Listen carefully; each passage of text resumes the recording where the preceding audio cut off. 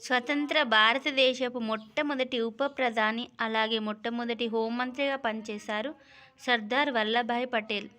వీరు భారతదేశ ఉక్కు మనిషిగా ప్రసిద్ధి చెందారు. 565 సంస్థానాలు స్వతంత్ర భారతదేశంలో విలీనం చేయడంలో ఎంతో కృషి చేశారు. పటేల్ గారు గుజరాత్లోని నాడియాడ్లో అక్టోబర్ 31, 1875లో జన్మించారు. వీరి జన్మదినమైన అక్టోబర్ 31ని మనం జాతీయ ఐక్యతా దినోత్సవంగా జరుపుకుంటాం. వీరి యొక్క తండ్రి గారు జవేర్ భాయ్ పటేల్. వీరు ఝాన్సీ లక్ష్మీబాయి సైన్యంలో సైనికుడిగా పనిచేశారు. తల్లి లాడ్భాయ్ ఒక గృహిణి. వీరికి 4వ సంతానంగా జన్మించారు పటేల్. 1897లో మెట్రికులేషన్ పాస్ అయ్యారు. వీరి భార్య జావర్ బెన్. వీరికి 2 పిల్లలున్నారు. మణిబెన్ కుమార్తె, దహ్యాబాయ్ కుమారుడు. ఇంగ్లాండ్లోని లండన్లో న్యాయశాస్త్రాన్ని అభ్యసించారు. 1913లో తిరిగి భారత్కు వచ్చి అహ్మదాబాద్లో స్థిరపడ్డారు. గోధ్రాలో న్యాయాధికారిగా ఉండేవారు. వీరు న్యాయవాద వృత్తిలో ఉండగా ఒకరోజు కోర్టులో ఒక సాక్షిని విచారిస్తుండగా అది 1908లో తన భార్యను కోల్పోయారని వ్రాతపూర్వక సందేశం వచ్చినప్పుడు మధ్యలో కేసు వాదించడం ఆపకుండా కేసు వాదించి గెలిచిన తర్వాతే తన భార్య మరణ వార్త ఇతరులకు చెప్పారు పటేల్. స్వతంత్ర సంగ్రామంలో పాల్గొన్నారు పటేల్. గాంధీజీతో పరిచయమైన తర్వాత గాంధీజీతో పాటు సహాయ నిరాకరణ ఉద్యమంలో చేరి సుమారు 3 లక్షల మంది సభ్యులను చేర్చుకోవడానికి ఎంతో కృషి చేసి దేశవ్యాప్తంగా పర్యటించారు. అలాగే పార్టీ ఫండ్ కోసం 1.5 మిలియన్లకు పైగా వసూలు చేశారు పటేల్ గారు. గాంధీ గారు జైల్లో ఉన్నప్పుడు సత్యాగ్రహ ఉద్యమానికి నాయకత్వం వహించారు. 1928లో బల్దోరి సత్యాగ్రహంలో సర్దార్ అనే బిరుదు ప్రజలు వీరికి ఇవ్వడం జరిగింది.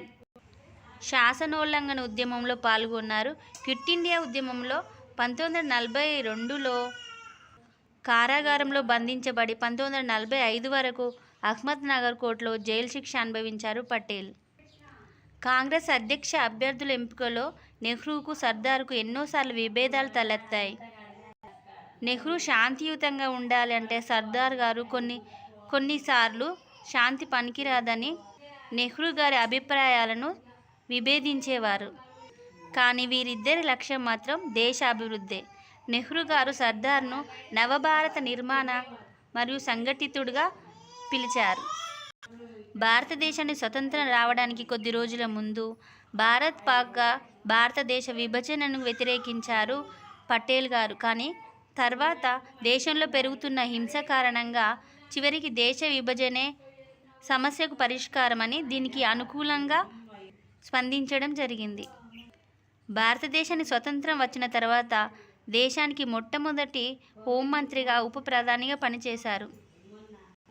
బ్రిటిష్ వారు వెళ్ళిన తర్వాత భారతదేశంలో సుమారు 565 రాచరిక రాష్ట్రాలను యూనియన్ ఆఫ్ ఇండియాలో చేర్చడానికి బాధ్యత తీసుకున్నారు పటేల్. అప్పటి వరకు వేరువేరుగా ఉన్న సంస్థానాలన్నీ ఒక దేశంగా చేయడానికి వీరు ఎంతో క్రియాశీలంగా ప్రవర్తించారు. దీంతో బ్రిటిషర్ల విభజించు పాలించు విధానానికి స్వస్తి చెప్పారు పటేల్. అందుకే వీరిని దేశ ప్రజలు ఉక్కు మనిషిగా పిలుస్తారు. అంతేకాకుండా భారత రాజ్యాంగ ప్రాథమిక హక్కులపై సలహా కమిటీలో మైనారిటీ గిరిజన ప్రాంతాల సలహా కమిటీకి చైర్మన్గా ఉన్నారు పటేల్ గారు.